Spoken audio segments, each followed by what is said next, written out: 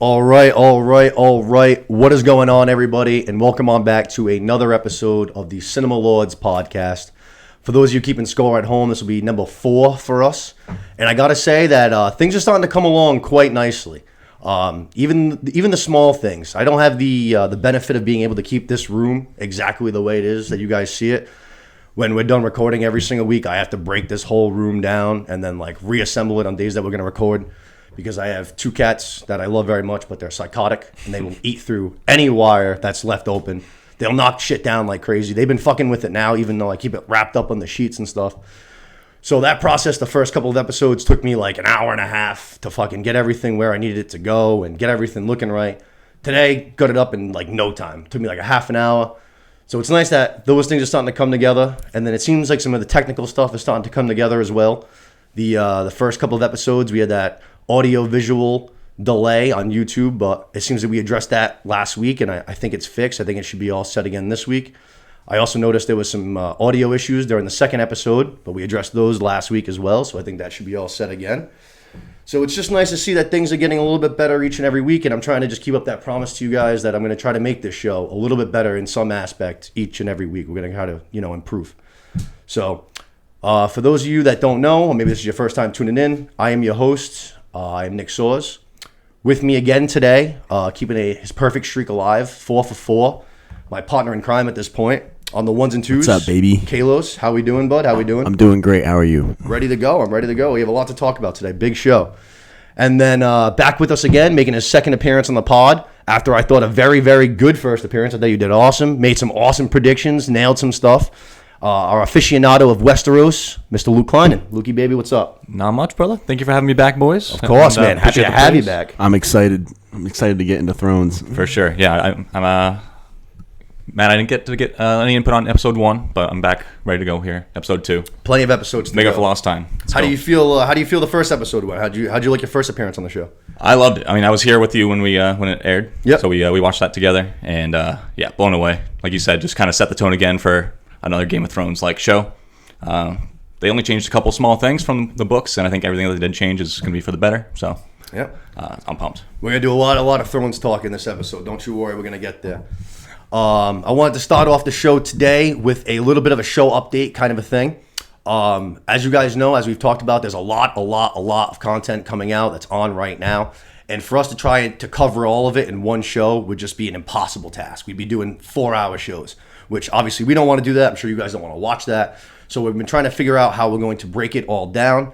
I was talking to Los, and since we are both very, very, very, very passionate fans of Cobra Kai, we decided that was a good place to try and start. So, as you guys know, Cobra Kai Season 5 comes out next Friday, September 9th. But it's on Netflix. So, we have the disadvantage of it not being a weekly released show. The whole thing comes out on that Friday. Now, I know me and Kalos are probably going to binge through the whole thing. But we're trying to figure out how exactly the best way to cover this show is. So, what we decided to do is we're going to do a 3-part Cobra Kai recap for Season 5. This is going to be completely separate from our regular episodes. I told Kalos that for these, I definitely wanted him to be over here with me, co-hosting, driving the conversation, because it is a show that we're so, passionate about, and I think it would be a little bit of a waste to have him over there behind the board. So 2 of my friends, 2 of my buddies, one of which you guys know, Seth Rogers, who was on the show last week, and then another one who I think you're going to meet next week, Adam Ledoux, have both volunteered to help out on the producing side. So they're going to come in and they're going to produce those shows for us. But basically what we're going to do is we're going to break down the season into 3 parts. We'll do episodes, say, 1 to 3, then say 4 to 7, and then say, 8 to 10 in the last. And we'll do it in 3 parts. And like I said, that'll be separate from our regular episodes, and those are going to be just full-blown Cobra Kai. So that way we can give the show and the season the respect that we wanted to give it. You know what I mean? We can really flush out all the stories, all the episodes, all the characters, all the drama. Because like I said, it is something that me and Kalos are very, very passionate about. And, we want to talk about it as much as we can. So I might show up in my full karate outfit for that. that would be awesome. I think the people would love to see that. You're a black belt? Yellow belt. It's fierce. The strongest yellow belt you ever see. But we are looking very, very forward to that. So like I said, that's coming on September 9th. I think the plan is, hopefully, if we do binge the whole thing, which I'm sure we will on that Friday night, I think we're going to try to record the first recap on Sunday morning. It'll be September 11th, I believe that morning will be, if I'm not mistaken. Be the first Sunday of football. So it might be something that you guys, I'll probably upload it later on in the day, watch football like everybody else, maybe get it up first thing Monday morning for you guys to have during the week. And then, hopefully try to do it 3 consecutive weekends, and that's how we'll be doing Cobra Kai. But look forward to that. I hope you guys do too. I can't wait. I think we're going to have a lot of fun with that. Los, what do you think? Yeah, I'm excited for that. I'm going to dive deep into Cobra Kai. That's right, baby. I cannot wait. And I'm telling you right now, you heard it here first, the hair, Robbie, is winning the All Valley. Season 5, let's go. The amount of hype that you guys have for this show, I'm going to watch it. I need to catch up. You guys just clearly love it. Yeah, you'll find your allegiances. You'll find characters you like, and you'll stick by them and root for the best. But I love it. All right, I'm in, boys. It's one of my favorite shows. So there was a night this week. I couldn't sleep. Right, I fell asleep really early because I've been day drinking, which is a sure thing to put you to bed early. So I fell asleep pretty early. I wake up. It's like 12:30. It's midnight, a little after midnight, and I cannot sleep, tossing, turning, going crazy. And Cobra Kai is one of the shows I like to put on to go to bed to, you know what I mean? It's good just like toss it on the background. It's funny, feel good, you know what I mean? It's a good thing to fall asleep to. For sure. So I've been, it takes me a while, but I get through it. So in the bedtime watch, if you want to call it that, I'm at the very end. I'm at season 4, which is the last one that's out, episode 8 out of 10 episodes, right? So it's 12:30. I go out into the TV room because I don't want to keep Steph up, you know what I mean? I pop on episode 8. Next thing I know, season 4 ends. Now it's like almost 2 in the morning. I still can't fall asleep. Aggravation's beginning to settle in at this point. Hysteria a little bit. I'm like, what am I going to put on? I don't know. Cobra Kai. So I literally just put on Cobra Kai episode 1. And next thing you know, I was on like Cobra Kai episode 5 by the time I fell asleep at like 5 a.m. And now it's like 2 days later and I'm halfway through season 3. Wow. That is pure. Once I start, I cannot stop. I can't stop. Yeah, bingey. Yeah. Very bingey. It is. It's just such an easy watch. You know what I mean? It's something, especially if you've seen it already, it's not something that you have to like pay overt attention to every single scene that's on. You can do some things around the house and shit and watch it. Not overly complex, but exactly super fun. And the way that they end characters. The way they end every single episode just makes you like, all right, I guess I have to watch the next one. True, That's literally how every single episode is. They do that. There's no like, they don't wait till the end of the season to do some big drop. It's every single episode. It's like, oh, gotta go. No, come on, just keep it rolling. Let's keep it rolling.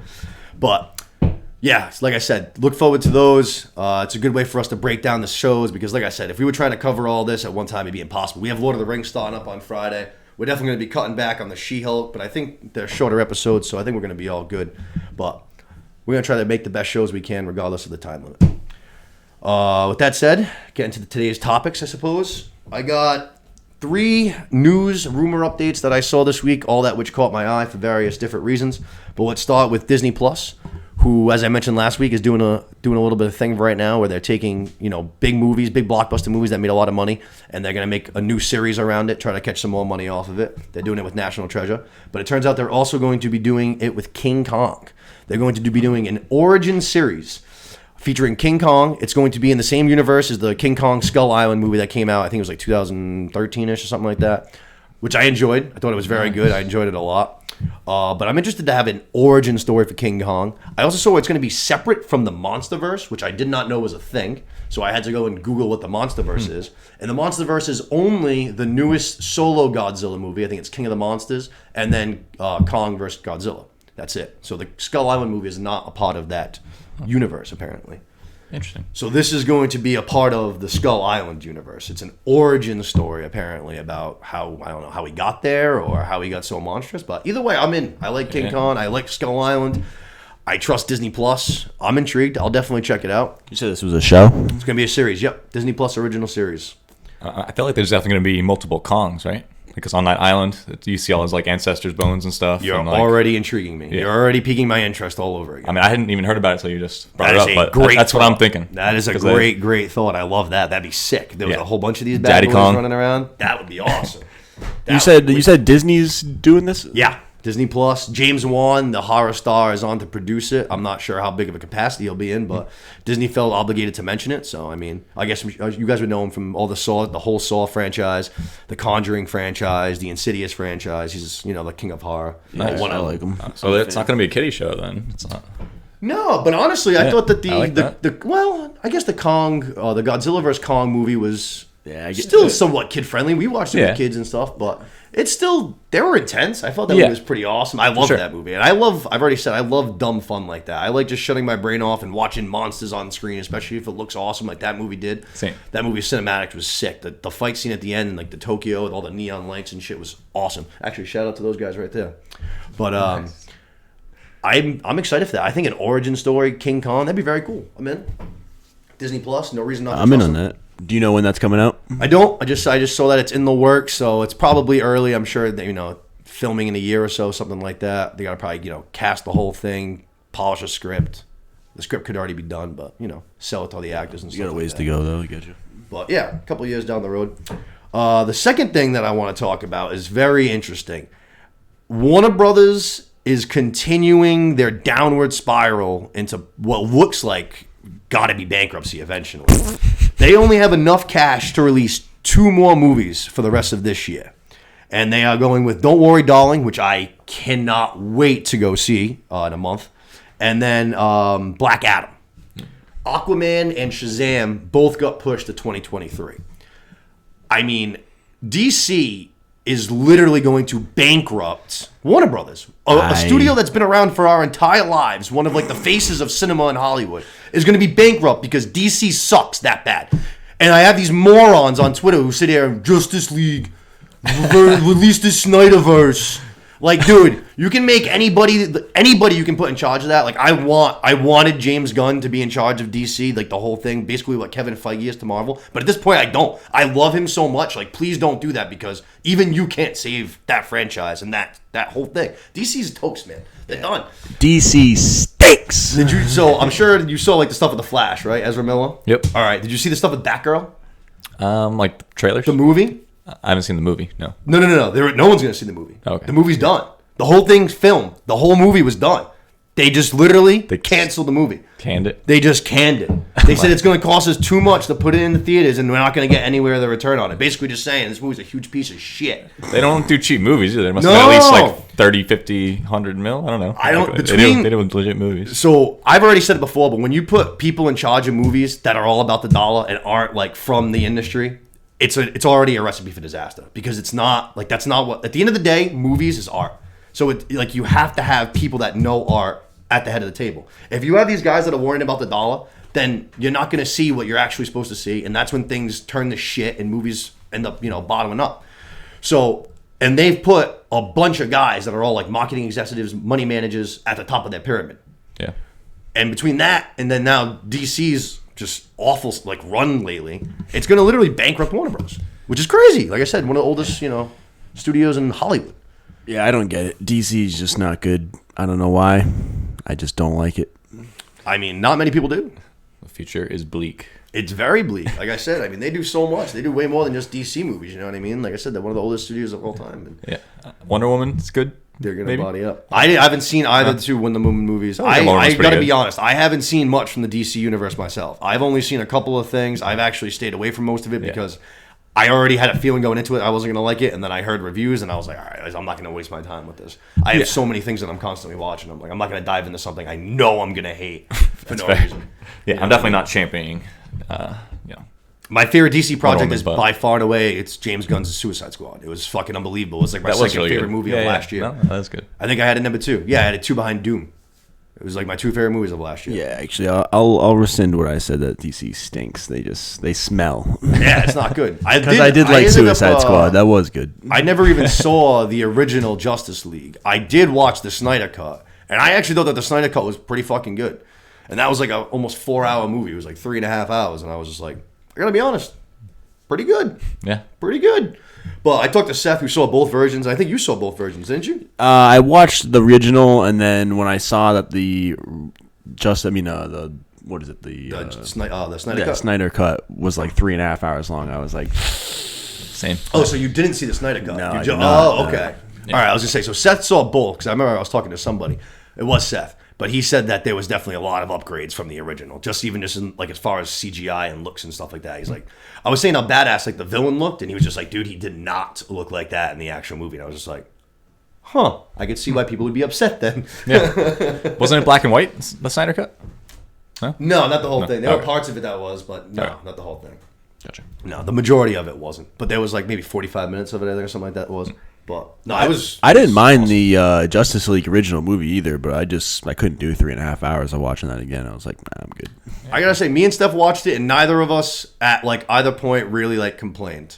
There was literally like when you have that long of a movie, I remember there being about it was like a half an hour that was somewhere around like the 2.5 hour mark, where there was for the first time where I was like, all right, things have been real slow now for a good 40 minutes. Like, can we pick something up here because I'm starting to lag a little bit? And then about as soon as I said that, fucking Batman comes back, or not Batman, Superman comes back in his fucking black suit, and it was pretty dope. So Nice.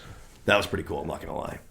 But yeah, Warner Brothers. Hopefully they can do something. You know, maybe Florence Pugh and Harry Styles can save them with "Don't Worry, Darling." I know they're gonna get my money. Last and not least is something I'm very excited to see. My boy, one of my favorite actors of all time, I think one of the most talented actors that has ever lived, Joe Pesci, is going to be coming out of retirement again to help out Pete Davidson. He's going to be doing a show entitled Bubkiss. It is a fictionalized version of Pete Davidson's life. It's supposed to be heavily like Curb Your Enthusiasm, which I don't know if you guys know, but Pete Davidson dated Larry David's daughter for a while. And I know there's a lot of like, I mean, I don't know and how much time they spent together, but I know there's a lot of photos of Pete Davidson and Larry David together from like when he was dating, because they dated for a while. Cool. So I don't know how much they talked and stuff like that, but I love Larry's sense of humor. That Curb is so funny. Oh yeah. Curb is great.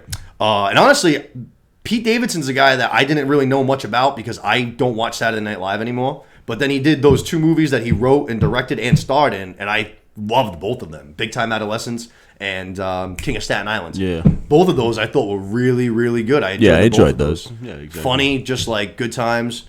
So now I'd say I'm kind of a Pete Davidson fan. Yeah. So, and Joe Pesci, like I said, coming out of retirement, retired in like 1999. You guys would know him from Goodfellas, My Cousin Vinny, Casino, Raging Bull. So many classics. He's unbelievable. Like I say, he's one of my favorites. Since 1999, though, he's only done like 2 or 3 projects, one of them being The Irishman. He came out of retirement to do Scorsese's Irishman, which stunk, kind of. It wasn't great. But Yeah, put me to Another sleep. 4-hour movie. yeah. I was snoring on the couch by hour 2. So much fan service. Like, like when people say like fan service kills movies and stuff, that was a definition of that because it was so over the top. I do every single cliche. Oh, it was mobster awful. thing. Yeah, it was just really bad. But I'm very excited. Like I said, I'm excited to see what else Pete Davidson's got. It's coming to Peacock. Joe Pesci. Apparently, Pete Davidson was the one that like kind of called him and wooed him to come back himself. So to me, that's cool. I'd love to see something from Joe Pesci, especially with all the passings that we've had this year, especially in the mafia world. So many, man. So I'd like to see Pesci back on the screen. I love Joe Pesci. My Cousin Vinny is Hysterical. one of my favorite. One of those movies. movies where if you've seen it a lot, like I have, you know every single line that's coming and you still laugh. Right, because it almost it's makes just it better. Like you just. It's just so good every time. It's Yep. so fucking funny, man. Yeah. Great movie. I love that movie. I've seen that one 1,000 times. Los, anything? Pesci? Bubkiss? Pesci? I mean, my first movie I fell in love with Joe Pesci was Home Alone, just because it was Oh hilarious. yeah, good call. As a child, that movie, That's crazy. still to this day, I always love forget that about movie. that, dude. Oh, yeah. That's such a good call. Great call. Because I literally just forget about that one when I was rattling off those movies. And Yeah, it wasn't until I was older where I started watching the Italian gangster movies. So Home that's Alone actually- is definitely what made me a fan at Gets his first. ass kicked. Home Alone 2 was like one of like the very last things he did before he retired. Because that movie was like 1998, I think. And like I said, he retired in 99 and started pursuing like I think it was like a music career. I think He probably made bank off that movie. So. Oh yeah, dude, Home Alone and Home Alone 2 is still playing like constantly during Christmas time. That's all. They're still getting checks for those. They're not huge, but just ching ching ching ching ching ching ching. Never ends. You know what I mean? But looking very forward to that. I'd love to see Joe Pesci back on the screen. Like I said, I'm excited to see what Pete Davidson's got to offer because, like I said, I've found his 2 movies pretty entertaining. If you haven't seen those, I would definitely check those out. Big Time Adolescence and King of Staten Island. Those are 2 free recommendations. But those are really good. With that said, those are the 3 news things I had. I am going to dive into the 2 recommendations real quick that I have for you guys this week, and then we are going to dive into She-Hulk and House of the Dragon. I was trying to figure out, literally up until last night, what I was going to recommend for today. Steph asked me, like, do you have your recommendation? I was like, no. And at the time, we were literally flicking through the TV, trying to find what we were going to watch next. And I saw a ad for Top Gun Maverick. Mm-hmm. So I quickly click it. It says buy, purchase, $19.99. But it's just got a picture of Miles Teller doing the strut.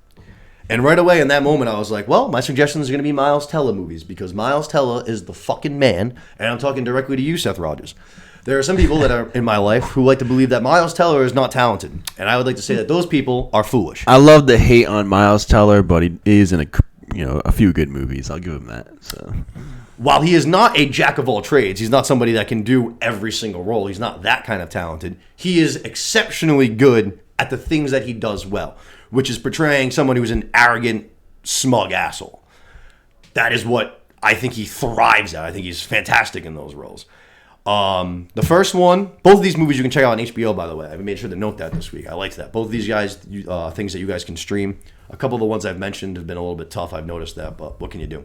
The first one is The Spectacular Now.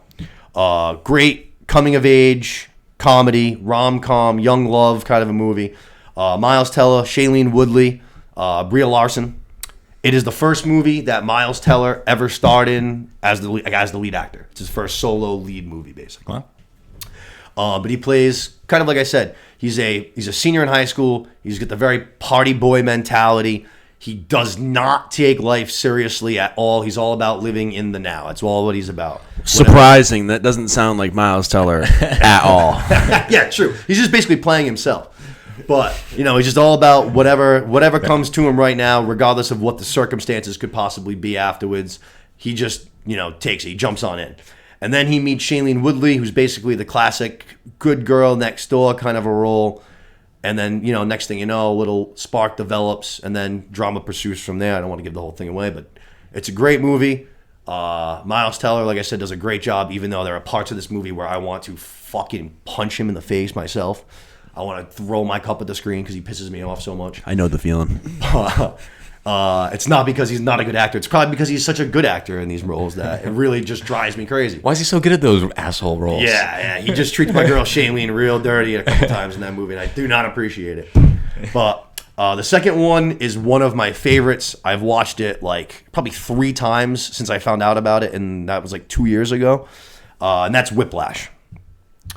Miles Teller and J.K. Simmons. And when I say that J.K. Simmons absolutely fucking delivers in this movie, it's no understatement at all. Yeah, he kills it. It is my favorite role that he has ever done. He is unbelievable in this movie. Miles Teller is good in it too, don't get me wrong. He does a good job. But J.K. Simmons is unreal.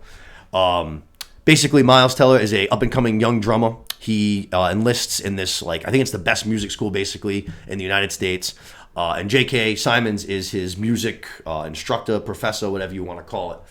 And the movie basically shows the difference between dedication and obsession, and how far you can push somebody to make them succeed to their highest ability before you just break them entirely. It's an intense movie. It's a good movie. It's great if you like music too, which I do. I come from a musical family, so a lot of good music scenes. Like I said, they go to a music school. It's the whole orchestra kind of a thing.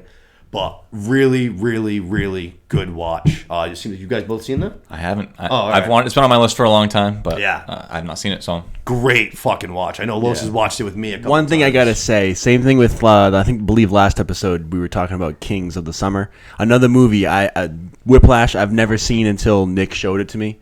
Unbelievable movie, and you just got to keep watching the payoff at the end. The last 10-15 minutes of that movie. Oh, man. Just watch the movie, I'm telling you. I guarantee you 100% you will come out of watching that movie and you'll be like, awesome movie. And you're going to tell somebody else to go watch that movie as well. Super underappreciated. Like I said, it came out, I think it's if I'm not wrong, I'm pretty sure it's 2013. I'm almost positive. And I didn't watch it, like I said, until I think 2 years ago. So 2020. I don't even know. I know I saw it on one of because I follow a bunch of things that, recommend. Haven't seen this, haven't seen that. Yeah. And that was on there, and I remember just seeing it. I was like, oh, shit, Miles Teller, J.K. Simmons. And I just looked it up. I think it was on maybe still HBO. It could have been something else.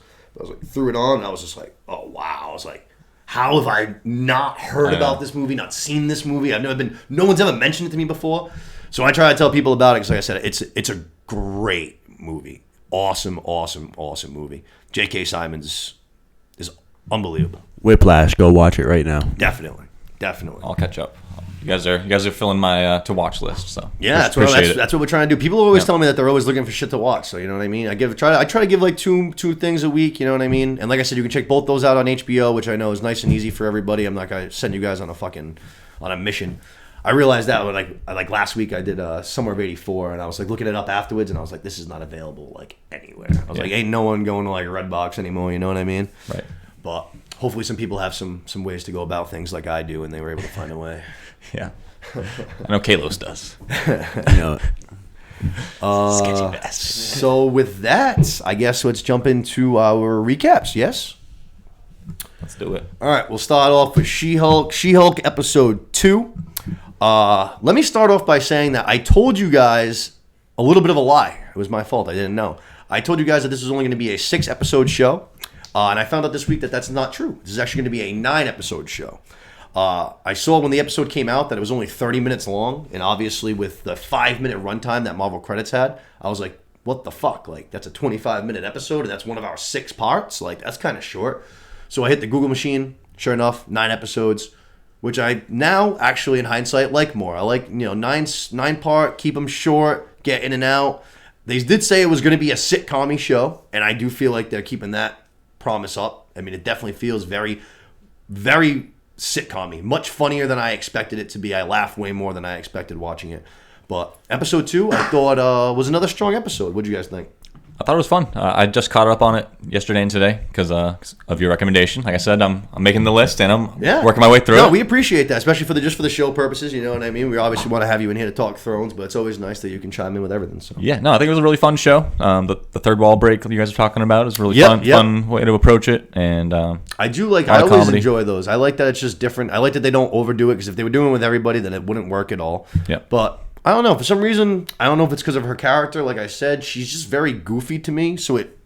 Which Ryan Reynolds obviously is very goofy as Deadpool and everything. Similar. I'm not sure if there's something to that goofiness that is why it works for both of them, but I'm enjoying it because she does it again either once or twice in this episode. So. Yeah, and they get that rapport with her and Banner, and because they know each other so well, they can kind of mess with each other, and you get to see their sense of humor and what they're like a little bit more, Yeah, definitely. And like you said, get the whole origin story done in the first episode there, and then just get right into it. Yep. Lois, what do you think about this week? Yeah, I've enjoyed the show so far. Me personally, I've been tough on Marvel because I don't like everything that they're doing right now. But this show in particular, I've enjoyed. It's pretty funny. I like the characters. I like how it connects it to Hulk as well, and you got Mark Ruffalo in the show. So I've enjoyed it so far. It's pretty funny, and I definitely recommend people to go watch it for sure. I would definitely say, I think you would agree, through 2 episodes, even though they're the shortest of the 2 episodes that we've seen from the 3 series, the strongest start to a series we've had this year, no? Oh, yeah, 100%. Like I said, I did like the first episode of Miss Marvel, but the second episode was still okay. I was in on Miss Marvel for a while. The end is really kind of what lost me more. The second half of that show is what lost me more. But yeah, Miss Marvel just didn't do it for me personally. I don't know. I'm excited to see, even the fact that I didn't like those first 2 shows, I am excited to see both the characters interact with other Marvel characters in future projects. I do think eventually Moon Knight is going to be a cool character. I do love Oscar Isaacs. I do think that his costume looks very awesome.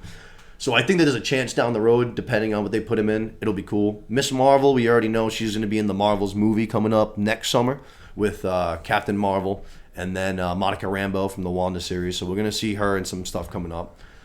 But I mean, just from a standalone point so far, She-Hulk, I definitely would say is my favorite this year, and it's not really that close. But we open up this week. We are right after where we left episode 1. We are fresh out of the courtroom, basically. She-Hulk just saved a bunch of people's lives, hulked out in the courtroom and saved everybody. And they go over to a bar, and there's people in the bar. They're all chanting for She-Hulk. She's all over the news. And she right away, first thing, please tell me that my name's not She-Hulk. Yeah. Hates her name right away. I kind of like it, to be honest with you. Yeah, like Bruce said, it's got a good ring to it, especially when you add the She-Hulk Attorney at Law, the whole thing. I like that. Which, I am so sorry to say this, but spoilers are coming in now. We're going to be talking about She-Hulk in depth, and that's my bad, and I'll get better at that. But, spoilers. Sorry, go ahead. Spoilers. What would you say? Were you saying something or no? No, you got it. All right. But yeah, so she hates her name, which I feel like is a kind of almost a common thing among superheroes. I feel like no one really likes their name that much when they get it at first. Yeah, Bruce kind of jokes about it in the first episode. Yes. He's like the Smart Hulk. Yeah, like that's what they gave me. That's all, not my fault. True. I didn't pick it. But she's in the bar. She's with one of her friends. Like I said, she's getting some free drinks. Everything seems all good and dandy. And then her boss comes up and says, "Hey, Jen, good job saving a bunch of people's lives today. But, you're a liability, so you're fired." Which has to be illegal, I think. Can you get fired for saving people's lives? I mean, that's just ruthless. You don't fire somebody on a Friday night at the bar. Yeah. Tuesday night, that's one thing. Friday night, though, come on, man. Have some respect. Yeah. And it was funny that she was all really drunk because she chugged five drinks as Hulk. Metabolism, yes, that was very funny. Yeah. Good call. That was like I said. There's a lot of little tidbits in this that I find very, very funny. But she gets fired, which is, like I said, pretty crazy because I can't imagine that you could ever fire somebody for saving lives. Yeah, they lost the case though. She's a guess. liability. That's why nobody wants to hire her. You see her going for interviews, and each place that she's going for an interview, it gets slightly worse and worse. You see it's like in a real nice office, and then the next place is slightly less nice, and then before you know it, there's just like cardboard boxes in like a dark room, like going for an interview. She ends up in the stepbrother's office where they go into that closet interview. Yeah, no kidding. But yeah, so Lo said, she can't get a job, anywhere on the planet. And then we go to her apartment. She's chilling with her friend. And she's looking up something on her computer, which I didn't notice until today on our second watch. She's looking at like top 10 places to like basically like start your life over or something like that. But then I don't even know why, but my eye just like kind of dragged over, and I rewound it like a second once it like went off, and I paused it, and you can see on the corner of the web browser basically where there'd be spam. It literally is like 3 headline articles, and there are 2 references. The first one says "Man with metal claws fights at a bar." Which, what the fuck? Like, Wolverine. That's Wolverine. Yeah. That's Wolverine. And they are going to mash those, right? Yeah, I mean, that's like that was the first thing I've ever seen in any, any Good reference. Good spot. Did you just see that? I saw it in the second time because I remember the first time watching it that, like, when they went to her computer screen, I, like, laughed because I thought it was funny because they zoom in on what she's looking at, you know what I'm saying? Like, the screen's like the whole screen, basically. But, like, the second time, I guess, I don't know, like, I was just trying to observe more of the screen, I guess, because I kind of already knew it was here. I just, like, my eyes wandered, That's where they do the Easter eggs, too, all the background stuff. Yeah, and like I said, it, like, went off the screen before I could, like, read it, like, the whole thing, so I just rewound the second with Los, and I paused, and I was like, metal claws fucking fighting at a bomb. Like, that's Wolverine. And then as I'm reading that, Los reads, what was the other one? Giant coming out of the ocean or something like that. It was a reference to the Eternals movie. Which has been giant ignored. Statue, giant statue, yes. Giant statue rising out of the ocean. That's right. Which someone needs to be talking about that more often. Like, nobody ever brings it up. I have seen that one on Twitter before, which I think is very funny. Like, I saw it went like semi-viral, probably like, amongst like Marvel fans. That's probably where I'm getting it. Yeah. But it was someone that's like, we've had Hawkeye, I think it was like Hawkeye, Spider-Man, and Doctor Strange since like a huge statue was being born out of the earth and was frozen, and no one's mentioned it. Yeah. Which I did find very funny. What made me laugh when you paused that was the ad on the top right for the basketball sneakers, the Iron Man 3s. I was cracking up about that. That was good, yes. Like Lo said, it's always good to look to the little tidbits for like that for the Easter eggs. But that was, like I said, the first reference that I saw to Wolverine at all, and even the X-Men. So I was just like, "Oh, that's exciting, baby, let's go!" That's where it starts. It is. We got the X-Men 90s. What is it? That series, the animated series, was X-Men 1990s, 1997, something like that. I can't even think of the actual name of it. It's got a year in there somewhere. But I'm looking forward to that. Yeah, that's gonna be on Disney Plus soon. 23. Yeah, 23, I believe. Aren't they rebooting a couple of their cartoons? Like, are they doing? Yeah, they're doing Batman a Spider-Man. They're doing a Spider-Man one. It's going to be like, I think it's something to do with not your friendly neighborhood Spider-Man. I think it's called or something like that. But it's supposed to be like a prequel to where Tom Holland enters our universe. Cool. Yeah, I don't think he's voicing the character, but I know it's supposed to be like in universe at least. So, but yeah, they're out doing a couple of those, which is interesting. I'll check them out. Yeah, keep them coming. We go from there to a very pretty funny scene. I thought she goes to family dinner basically with her parents and a cousin and an aunt and uncle, but they're basically just berating her about everything, about getting fired. Her dad's asking her what Hawkeye's like and what he does with his arrows if he goes around the battlefield afterwards and picks them all up, which I found to be pretty funny because it's a pretty good question, to be totally honest with you. Like, what does he do with all these arrows? I guess a lot of them explode though, probably, right? Yeah, one and done, a few of them, but yeah, there's some good technology out there. He should be picking up. True. Sure. Tony Stark's probably got those things whizzing around, picking up all that junk and stuff like that. That's true. Yeah. But that was a pretty funny scene. I was entertained by that whole thing. She ends up basically just, bailing on dinner after a little while because she's just so overrun by her psychotic family, just badgering her. What I thought was funny was in episode 1, they referenced another genius in the family, Ched. And I thought that was going to actually play into another character. And then it turns out he's just at the dinner table in a Hawaiian t-shirt. And he's just like, hey, I just got promoted to manager of the Best Buy. That made me laugh. I did see him. I didn't connect that, though. Yeah, that was a good catch by Los in week 1. He mentioned that to me, and I was like, oh, yeah, I didn't catch that. It was a good call. And then sure enough, they introduced him in the very next episode, and he's just a total jackass. Yeah. But that whole thing was pretty funny. I thought the aunt's like a hairdresser, and she's like, I can do your hair. We'll make it look more She-Hulkish. And I'm just like, jeez. Yeah. And she looks like a wreck. She's all way overly done.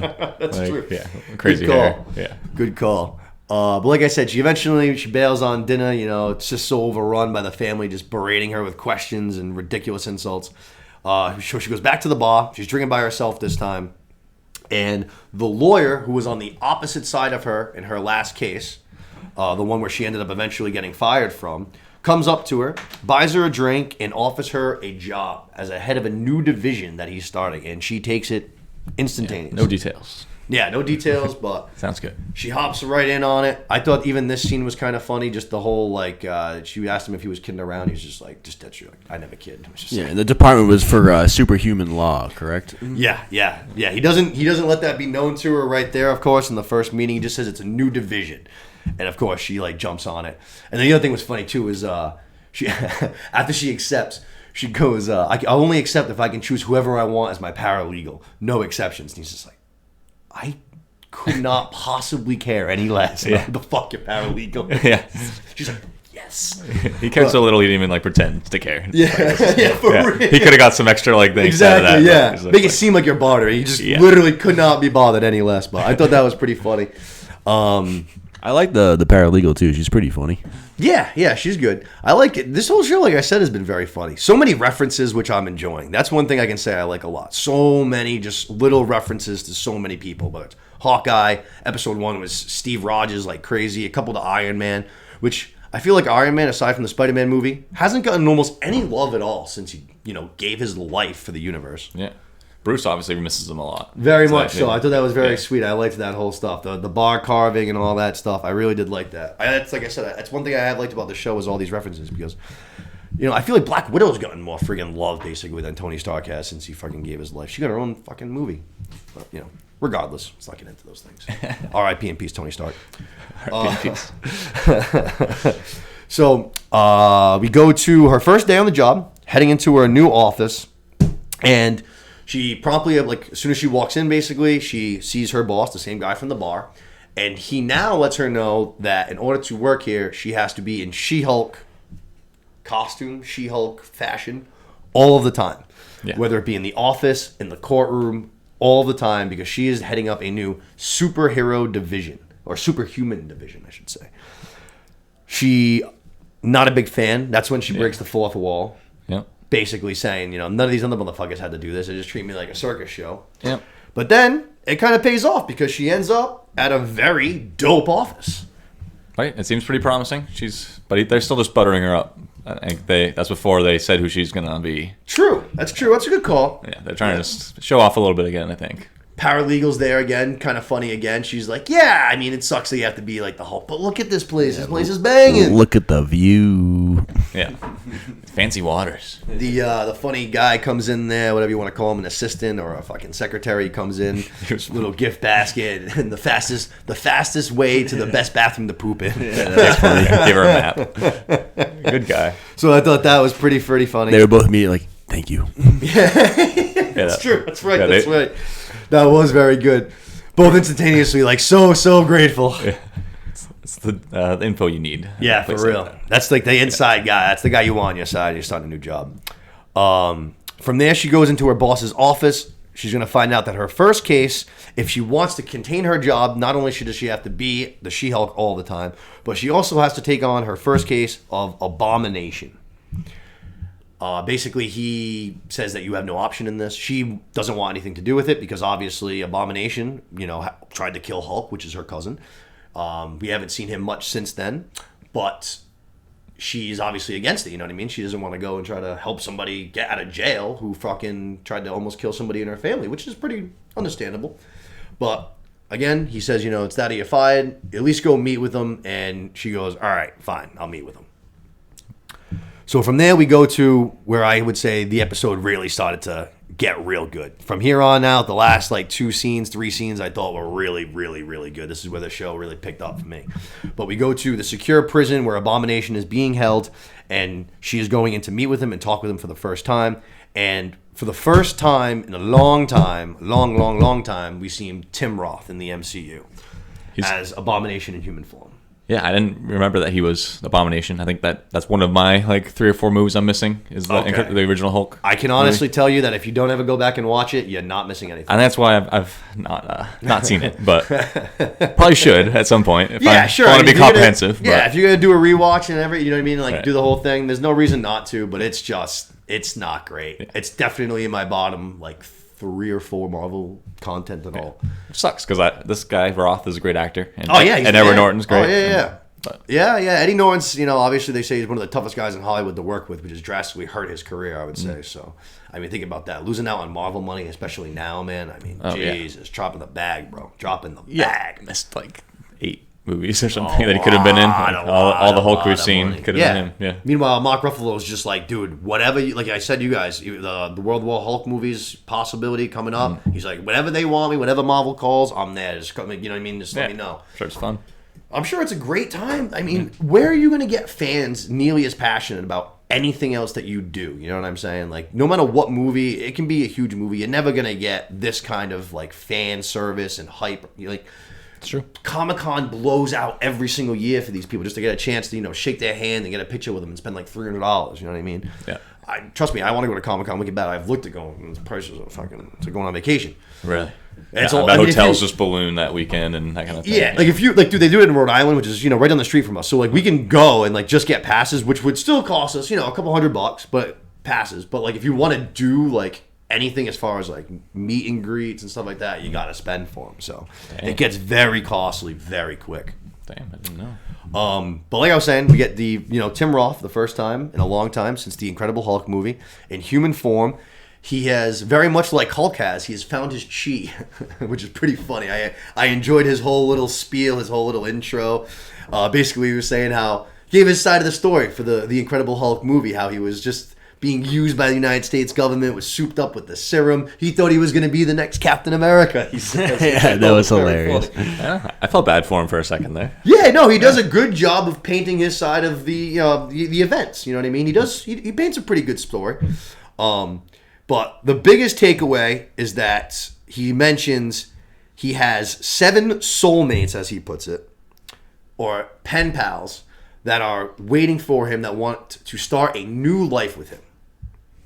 That is the Thunderbolts movie. It's got to be. To me, right away, that's the Thunderbolts movie. I'm thinking that there's 7 people writing to you. You know what I mean? We already know a couple of them. We got Valentina, which is Elaine from Seinfeld. Oh, cool. Julia Louis. So she's obviously, she's the head girl who's pulling all these bad guys together. But we know we got Yelena Belova already. Seems like she's going to be a surefire candidate. Yelena. John Walker. John Walker from the Falcon and Winter Soldier series. We got him. Then Abomination looks like he's going to be a third. So we already got, a few right there who I feel like are going to be pretty easy slide-ins. A lot of people are saying Taskmaster they think could be one. I guess he's a big part of the Thunderbolts in the comics. But I don't know, man. I have a hard time believing that they would bring Taskmaster back after how she was received in the Black Widow movie. Because everyone, including myself, said that storyline was the worst part of that movie. And was the only thing that I really had that I complained about. I said the villain was terrible. They just butchered her. So I don't know. I mean, could they try and fix it? Maybe. But I wouldn't be surprised, actually, also, if we get Baron Zemo. I think Baron Zemo is definitely going to be a part of the Thunderbolts. He's a big part of it in the comics, too. So, like I said. Who's that? Baron Zemo's like the guy with the purple mask from Falcon and Winter Soldier. The rich guy does the dance. Oh, gotcha. I love him. He cracks me up. I love that guy. Yeah, he's a good character. He's got some swag, you know? Yeah, he's got a ton of swag. He's rich as hell, baby. He's got so much swag. Swag for days. That's why I love him. But like I said, we already got a few of those people on the radar for who it could be, but that's what I think that has to be a tie into. I don't think that's just some throwaway joke like, oh, I'm in jail. I have like people writing to me because I'm in jail. I think that's a direct tie into the Thunderbolts movie. Sounds like a good call. And that's a movie coming up, not a show? The Thunderbolts movie is confirmed, Phase 5. I think it ends Phase 5. I think it's like 2025, somewhere 2025, I believe, Wow. something like that. Okay. But it's going to end Phase 5. And also what we're going to, actually in a second when we're going to talk to, I think also almost kind of confirms what I'm saying, but we're going to find out in a minute that he's going to end up breaking out. So I feel like that's almost like a surefire sign that if he broke out, he obviously didn't do it by himself. You know what I mean? Right. So I think I think that was definitely a nod to the Thunderbolts movie that we're gonna have. But the other thing I thought from this scene, Jen Walters, She-Hulk, says that she thinks that he should basically tell his actual truth rather than telling the audience or the court what they want to hear. Be honest. And he goes, I've already been honest. I wrote them all haikus. And then starts reading one of the haiku poems. I thought that was fucking hilarious. That really cracked me up. But basically Jen leaves, and I think she feels like he gave a good side of his telling for the events, like she said, and she's probably going to help him out.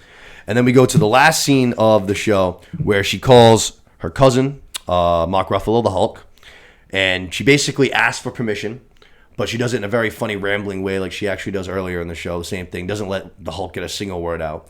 But the Hulk says, hey, don't worry about it. I actually already talked to Abomination a couple years ago, and we worked things over. He actually wrote me a really nice haiku. Yeah. And then he also says a great joke that I loved, where he goes, that was a long time ago. I'm a totally different person. Literally, which is, I thought, again, very funny because that was literally Eddie Norton's movie. He wasn't even in that. Oh, yeah. So, again, I thought that was very, very funny. Doesn't she give a look at the camera right after that, too? I think she, He does. Okay. He does. Yeah, he does that. So he breaks does, the wall? it kind of breaks the wall, sort of, yeah. Gives like a little nod almost to the audience, like, you guys get what I'm saying. Yeah. But I thought that was very funny. Like I said, she basically, says, I'm going to take this job. He says, do it up. So she calls her boss, tells him the same thing. I'm in. Let's do it. And then he goes, all right, turn on your TV. And it turns out Abomination, with, I'm assuming, the help of his 7 new soulmates, escaped from jail. And we see him again in the scene from Shang-Chi, where he is fighting Wong in the fighting pits. So he's out and about. And I like that they tied it into Shang-Chi. I like that they're tying some of these projects together that we've just seen. I like that. I like that a lot, actually.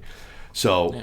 Now Abomination is out and on the run. I wonder if we're gonna see him again, which I think we're gonna. I think we're gonna see him again in this show. I don't think that's the last. Yeah, since it's a Hulk series, I think you're definitely gonna see more of Abomination in this series, 100%. What is in Shang-Chi? Is the Abomination a prisoner at that place, or is he kind of free will? It seems like he's free will because once him and Wong finish their fight, Wong leaves with them, which is actually weird. Because Wong is like mentoring and stuff. So Wong definitely opens up one of those portals, and they both go through it together. So yes, and Wong has no evil in him, right? He's like the best guy. That's actually all very interesting. Actually, now that we think that, because I wonder how that's all going to tie together. That's interesting. Maybe Doctor Strange and Wong are going to meet up with Valentina or something like that. I don't know. Yeah, maybe he still wasn't really having bad intentions escaping. I don't know. Maybe he's reformed, but just got out. No. I mean, I think he's going to be he's going to be more of a good guy now. I think he's definitely a bit reformed. I think they're going to try to keep a little bit of that like Suicide Squad-y image for this movie because that's going to be, reformed bad guys. Right. So they won't be like super, super good, but they'll be good. You know what I mean? That's a good call. But I am intrigued by that movie. I think that'll be a lot of fun. Like I said, I like a lot of those characters. I love Yelena Belova, so I'll watch anything that she is a part of. I can tell you that right now. But the other big thing from this scene at the end of the show was that the Hulk, as they kind of zoom out, is on the Sicarian ship from episode 1 that basically ran them off the road, which caused the accident that Jen eventually became the She-Hulk from. He's on that ship. He's heading into space. He says that he will be back soon. He's got some things to take care of. Now, I mentioned that Disney and Marvel are trying to purchase the rights to do a solo project for the Hulk. And I looked up the comic strip for the World War Hulk, and that's exactly where the World War Hulk comic takes off. The Hulk gets basically called to Sakaar by the Grand Master to deal with circumstances from when he was there on Ragnarok. When he gets there, he finds out, which I'm not sure if this is how they're going to do it. I have a feeling that they're not, that they're going to do something different. But apparently when he was on Ragnarok, he actually found a wife and they had a child. And basically he's told that the wife and the child are dead, which leads him on a fucking just disaster course, basically. Brutal. So I think it's going to be something similar to that. I could see, you know what I mean? It does seem like they're going to do the World War Hulk movie. That is his most popular comic strip. That is his most famous one. And that is, like I said, that's where it starts off. So I don't know if they're going to do the whole wife and kid thing. I think they'll probably do something a little bit different. But I could be wrong. They could do it that way. Who knows? I would just find that a little strange. But Definitely seems like he's completely done with She-Hulk, though, I'd say. I would say more than likely. I mean, I could be wrong. It could be quicker. But if I had to guess, I think he's going to have some shit that he has to go take care of that's going to take a while. Yeah.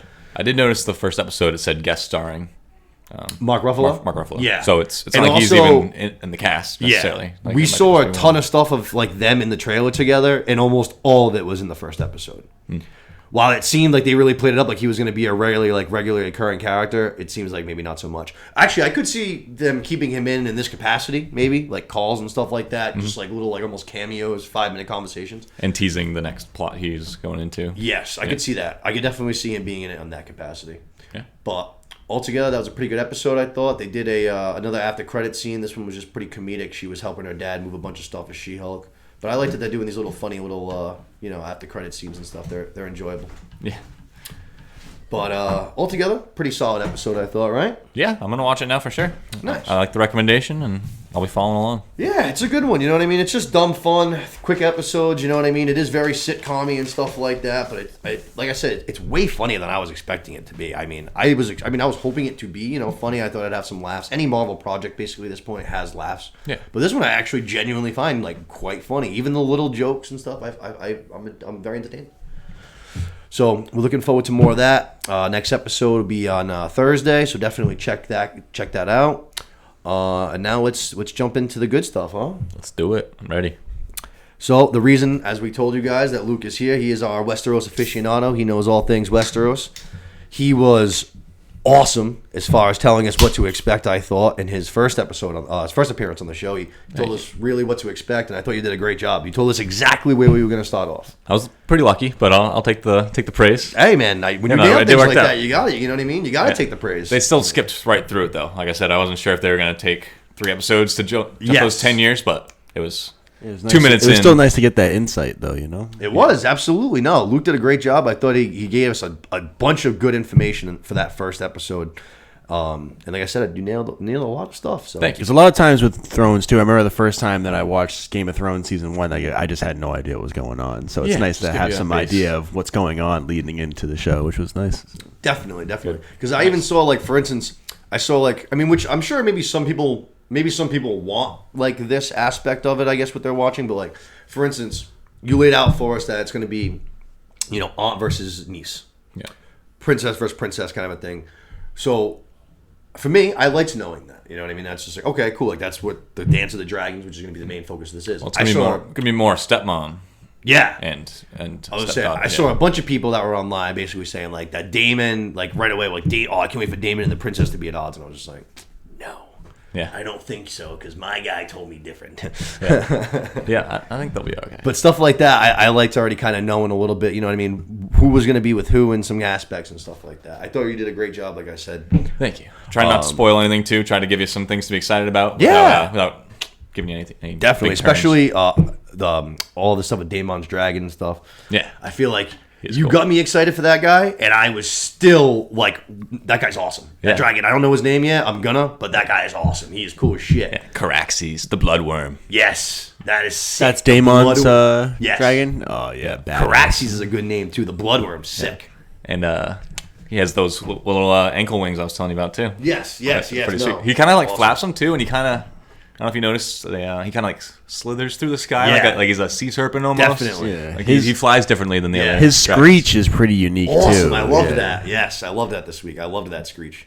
Very, very different from fucking more than it was a screech. It literally was a screech. It wasn't like a roar. Great screech. Yeah, it was Top fucking, notch. Like, it's fucking awesome. I loved it.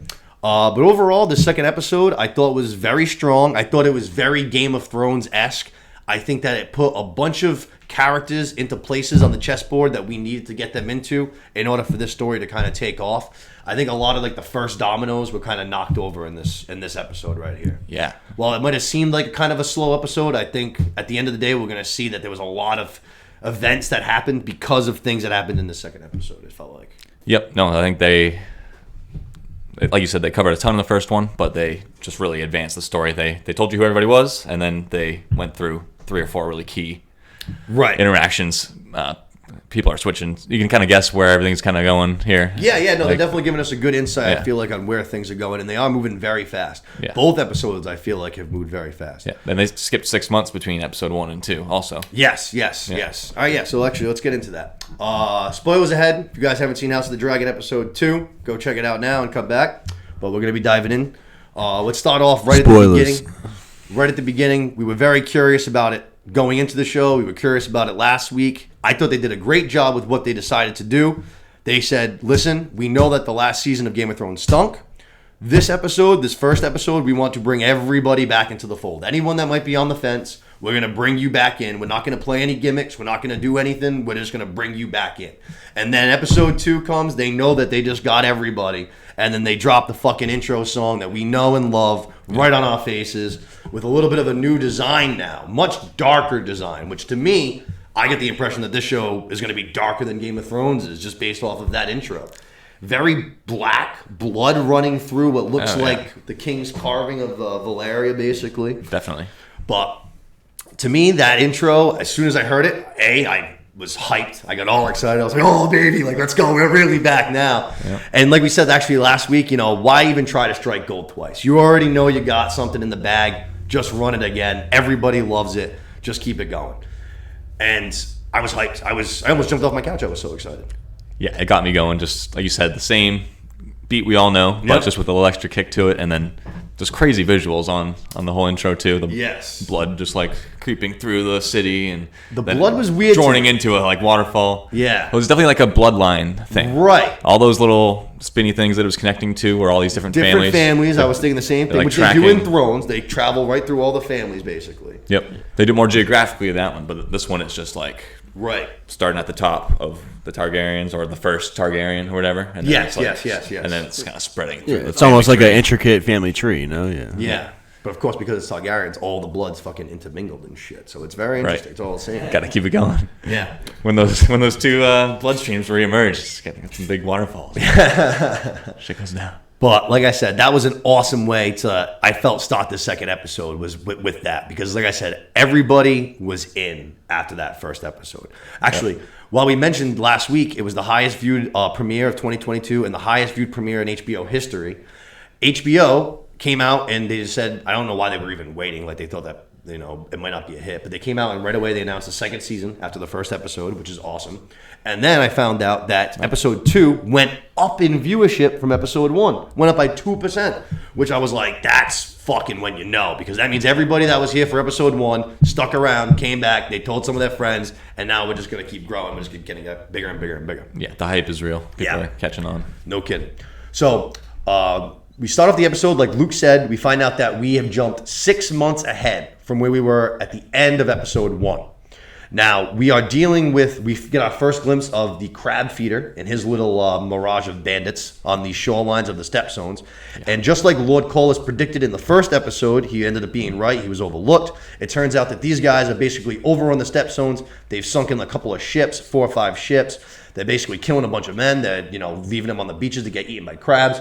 Corlys is furious. And again, Otto Hightower virtually just kind of brushes him off. Yep. Which is, I mean, got to be absolutely infuriating. The king, basically says that they're not ready to go to war with the free cities. He says that they're doing some things or some small things to take, in case something bad happens. But basically, they're not going to do very much. Lord Corlys is disgusted. Right. And then Princess Rhaenyra from the corner, even though she was just made heir at the end of our first episode, is still being asked to be a cupbearer for the High Council, which I have disrespect. to imagine. Yeah, I have to imagine it pisses her off. But she's still the cupbearer, and she says, hey guys, we got fucking dragons. Like, send out a couple of us. She even says us, like she'll suggest that she'll go.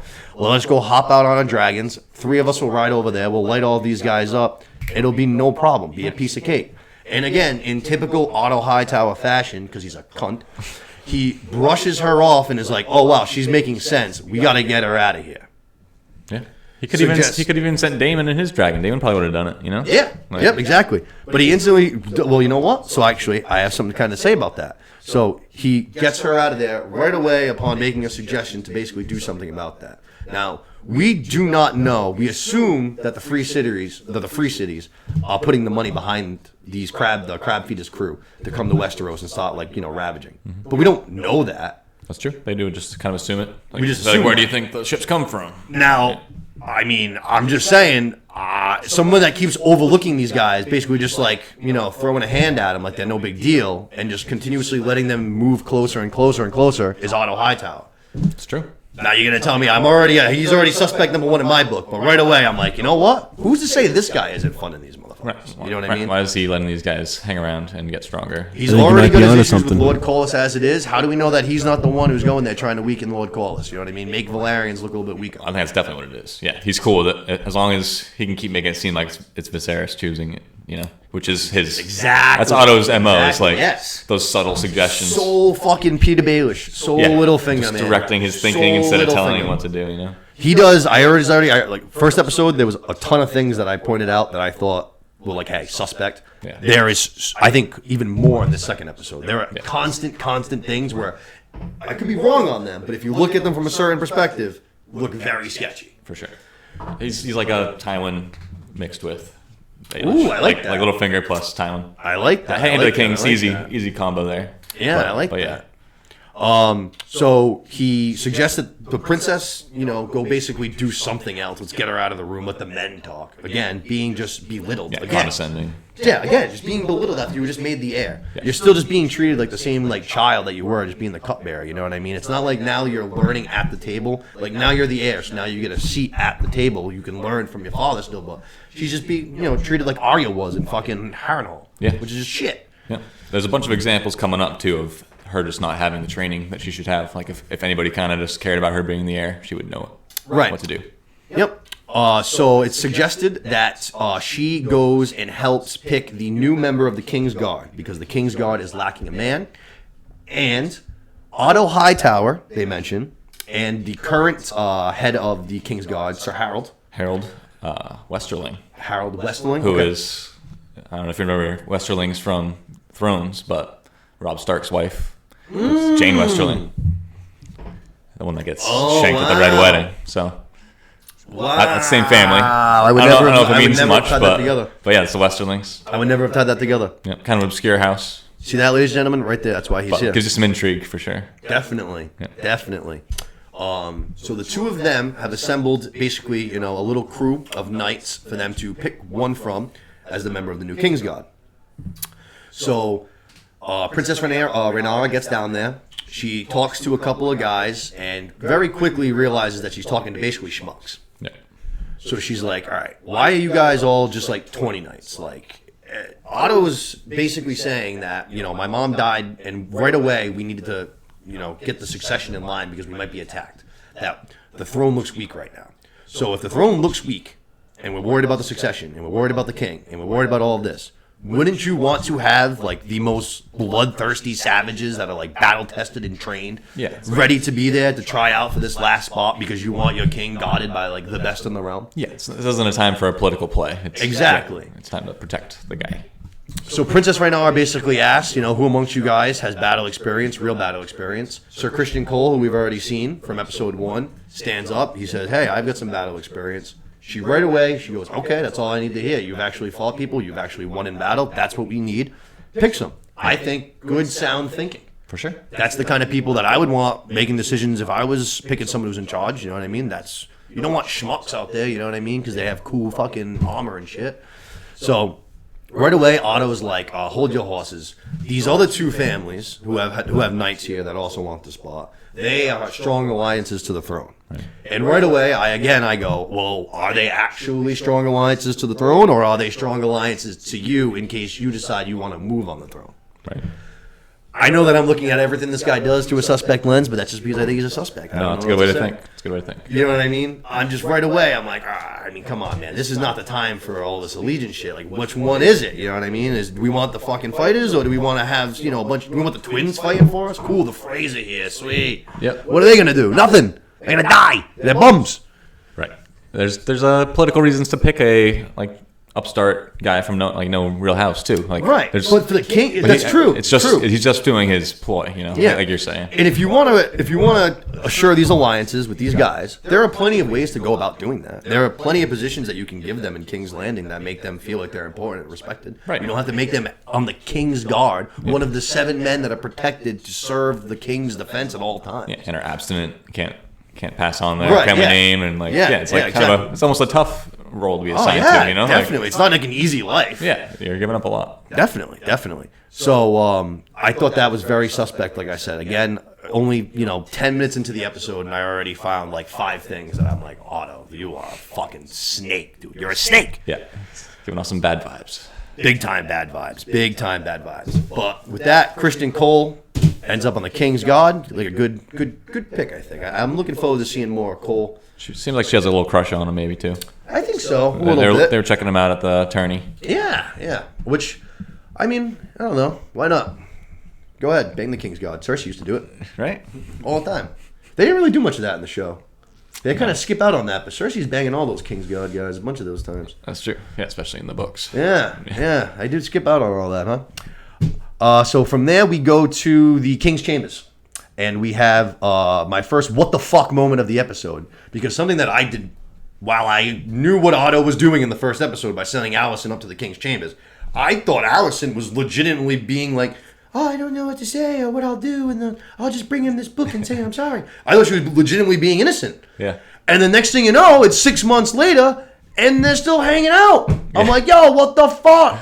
Yeah. Why are you still here, bro? I didn't pick up on this. I didn't think that you actually wanted to be here with him and doing this thing. Yeah. And weird. Clearly the King's liking her if he's still having her around 6 months later. For sure. Yo, he's the king. Everybody wants to be with the king. Everybody loves Big Papa. But that, like I said, my first what the fuck moment, I was very shocked by that because, like I said, I just didn't. Even in the first episode when she does go in, it's a very quick scene. Yeah. He seems kind of confused by it, why are you here? Like, you're friends with my daughter, kind of a thing. Like, sort of, this is weird, but thanks for the book. And it seemed like to me that was that. Right. That was not that. Yeah. Wrong. There was clearly a little bit more to it than that. I did not see that coming. I mean, it seems like she appreciates being able to be there for him when he lost his wife, where she lost her mom and she needed somebody. She likes kind of comforting him. But I don't know. You want my truth? My truth? Do you think they're banging? Episode 1, I thought she was innocent as shit. Like I just said, I swore she was innocent. I didn't think she was anything like her scumbag father. Yeah. Episode 2, I think she's a scumbag just like her father. I think that this girl, I think she knows exactly what to say. I think she knows exactly what to do. We're going to see it in a different scene with the king, but I think she's being comforting because she knows what she's doing. She's fucking digging those talons in, boy. Yeah, I mean, it's working.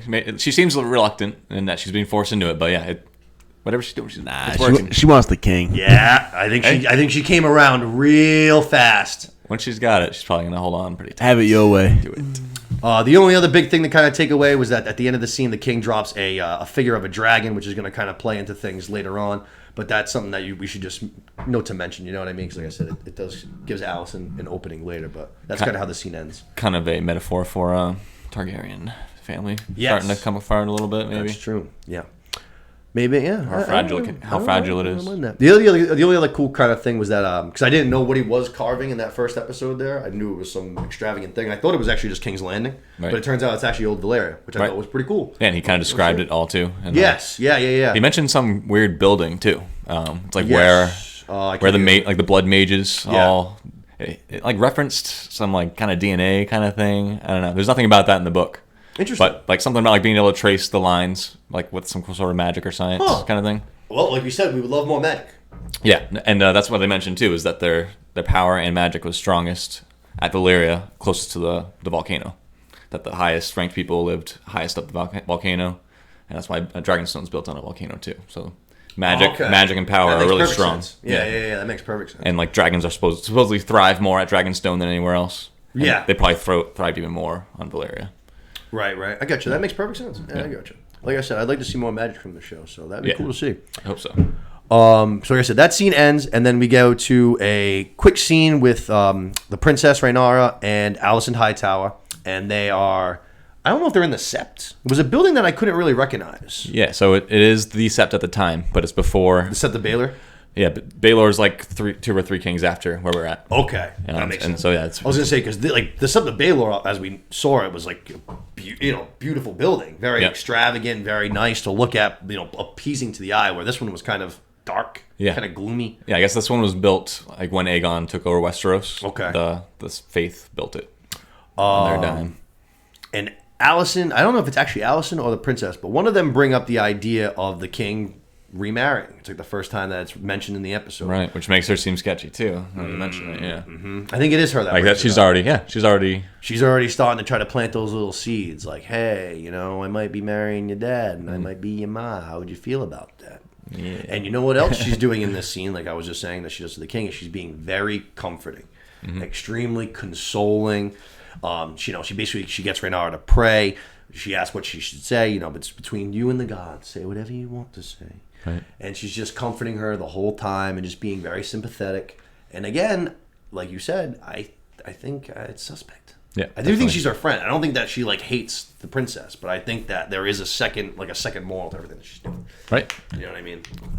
Yeah, I think I don't know if this is too early to bring it up, but at the very end, Daemon's wife or his supposed wife, right? Yeah. She says that she she just wanted to be safe and yes, that's why she went with him. So moving up the chain of power is the only way to be safe, really. So that's kind of Alicent trying to find her safe spot. She's getting away from her father almost by getting with Viserys, and she's just trying to find her safety too. A lot like Massaria at the end there. All right, I like that.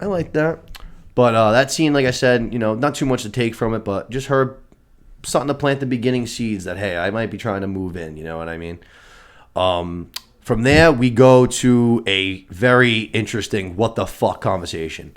We go to a cool little spot next to the sea, and King Viserys has called his cousin, the queen who never was, Princess Rhaenys, and her husband, the Lord Corlys, to have a nice little conversation, and he wants to try and soothe Lord Corlys a little bit about his concerns at the Stepstones, and he wants to kind of say, hey, I'm doing more than I'm letting on. I am taking some precautions. I have these guys in place. I have these ships in place. I understand that this is an actual threat. Yep. I am treating it seriously, but I don't want to put us in all-out war with the Free Cities, which is understandable. He says he always, admired him, his armies and all of that, everything that he's built. And then Lord Corlys basically says that right now the throne and the Targaryen family look a little bit weak. Yeah. And he thinks that the best way to strengthen the line and the view of the entire family to the kingdom is for the king to remarry. Mm-hmm. And he suggests that the king marries his 12-year-old daughter. Where... Huh? He's 50 plus for sure. Yeah. Instantly, I just go, what the fuck? Because I'm it turns out to be true, but I'm like, are they talking about the girl that was in the first episode? The little one that was sitting in the stands watching her? Yeah. I'm like, oh, no. No. Babyface with the cool hair? Yeah. Babyface with the cool hair. That's her.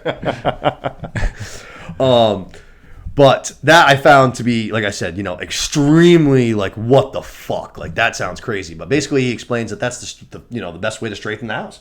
They're from Old Valyria, just like they are. He's got a bunch of ships. He's got a bunch of soldiers. He's the richest guy in the lands. What better way to make the family look like they have a bunch of years to go forward than with a nice young marriage? Right.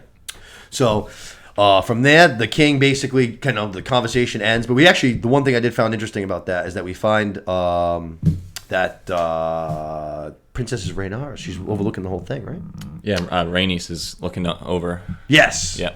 She's Yes, like watching. yes. She's watching Rhaenyra. No, yeah. So you're right. Rhaenyra's watching. Yes. And then Yeah, Rhaenys is watching Rhaenyra. Yes. And Actually, then- no, it's coming up. So, anyways, Yeah. don't worry about it. From there, we go to an interesting scene. The king's hand, his little hand, not Otto hand, his actual physical hand that we saw him cut in episode 1 on the throne, is now fucked. It's again like his back that we saw in episode 1. It's not healing. It's not taking to any of the medicine that they've been using. They finally put a whole bunch of maggots on it, which was disgusting. Yeah. Very, very, very, very gross. But I was very curious right away. I was like, well, if his hand looks like this, what the fuck does his back look like now at this point? I was like, his back's going to look gnarly. Yeah. So this is going to have to be like his eventual downfall, right? These wounds. Seems like it. Have I don't know any cause of death, but it does look kind of grayscale-y. Yeah, I noticed that too. But there's nothing about that in the book at all. That's just me guessing. Yeah, I was going to say, in the grayscale, could he get picked up by a blade? I guess I don't know. I don't know. I don't know how all that would have to work. Blood and stuff like that, maybe. I don't know. It's very interesting. Grayscale's definitely around in this time period. Right. And this is a little bit ahead of where we're at in the episode also, but the crab feeder guy. I don't know if you watched the I don't know if you watched the after the episode stuff yeah. or the they have another special thing after too called like Making the House of the Dragon or something like no. that. I don't think I saw that one. But they said that he has grayscale and that's why he's kind of messed up. That makes sense. Because in that very, very first scene, we see him, and he's kind of ugly as shit. I didn't know if that was like a mask. Yeah, dude, Well, he has a it's mask. gross. He has a Yeah. mask, and he has like a bunch of. It kind of looked like stuff like sea stuff was growing on him. That was grayscale. But he's just like living with it, huh? Yeah, and slowly going into interesting. madness kind of thing. Yeah. Yeah. That's interesting. I'd be surprised if maybe there's some magic there too. Yeah, Maybe keep he's got something that's like keeping warding it it off. A sort of or something like that. Yep. But that'd be interesting. But yeah, so his hand is completely fucked up. Doing the maggots. The actual hand, Otto, comes walking on in, and the king tells him about what Lord Corlys offered.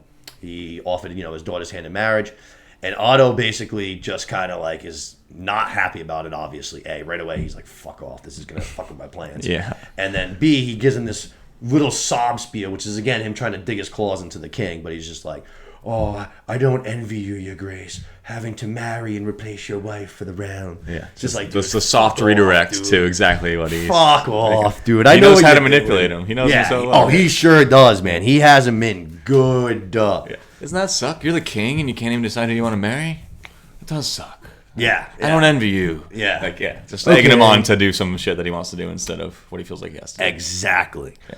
But that, again, that's like, I don't know, reason number 5, I think, this episode for why I think Otto's very sketchy. Yeah. But from here is where we go to the scene that we were just, I mixed them up, but they're very similar. It takes place right after it. Yeah, and they're outside by the gardens in both of them, like the water's there and stuff. But the king is walking, and we see it is in fact with a 12-year-old from episode 1 who is in fact 12 years old and like 2 feet tall. And I'm like, oh my god, Yeah. oh my god, oh my god.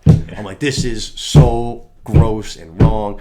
And Thrones, like no other show, makes you like realize where your lines in the sand are like faster than anything else. Because as soon as I saw this, I was like, oh no, please, not the 12-year-old. Yeah. Go with the 15 or 16-year-old. That's much better. Yeah. Like, that's still just fucked up. And I'm just like, oh god, the slight better of both worlds. Like, this girl doesn't even look 12. She looks like she's 10, I know. if that. Right. They're just trying to like desensitize us so we can accept the 15-year-old. Yeah. Yeah. That's a Like, good well, call. at least she's not 12. That's a good call. That's exactly what they're doing. Yeah. But I was like, oh my god, please no, don't do this. But they're having just a little conversation. They're strolling through. I don't know. The king's got to be, I guess, contemplating this decision that he has to make.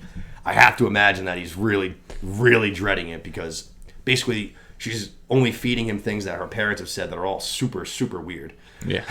My question is, how is there nobody else? Like, they give you 2 options. Like, how is there nobody else that he can pick to be a good wife? Oh, I'm sure that produce a powerful, advantage in his political game. There's got to be somebody. Yeah, I'm sure that there are plenty of options, but like we've been saying, I think that those 2 guys, Lord Corliss and Otto, both have a lot of power already, so they're going to try to almost push a lot of those other options to the side. You know what I mean? Yeah, that's true. Very understandable. As weird as it is, like we talked about already, that is the most powerful and rich family, the Valerians. Yeah. So there was a lot of reasons to do it, and so I think it was really just. She was the best choice for him, technically, politically. Yeah, from everything aside from the age, everything was weird. Yeah. Everything else was it was the best choice. Yeah, I mean, when you consider the fact that her mom is the queen that never was. You know what I mean? Their family is the richest in Westeros. She's half Valyrian for that reason too. Yep, or not even that, half Targaryen. She's half Targaryen. Yeah, 100% Valyrian, half Targaryen. Right. Yeah. I mean, you figure dragon riders, or actually no, they're not dragon riders, but. Regardless, they're from old Valyria, so you want to keep that old blood thing kind of going. They would have a chance. They're 50%.